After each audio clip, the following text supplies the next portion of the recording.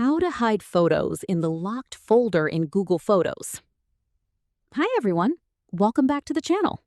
In today's video, I'll show you how to hide photos in the locked folder in Google Photos. First, open the Google Photos app and select the photos or videos you want to hide. Next, tap the Add To in the bottom, then click on Locked Folder. Google Photos will ask you to confirm the action, so tap Move to continue. Your selected photos and videos will now be moved to the locked folder and won't appear in your regular Photos view, albums, search results, or memories.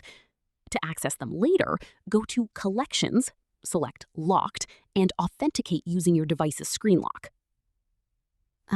Keep in mind that items in the locked folder have different backup and sharing behavior, so check your Google Photos backup settings if you want to make sure your private photos are stored securely. Once the photos are moved, they'll remain protected behind your device authentication. And that's how to hide photos in the locked folder in Google Photos. Thanks for watching. Don't forget to like the video and subscribe for more helpful Google Photos tutorials.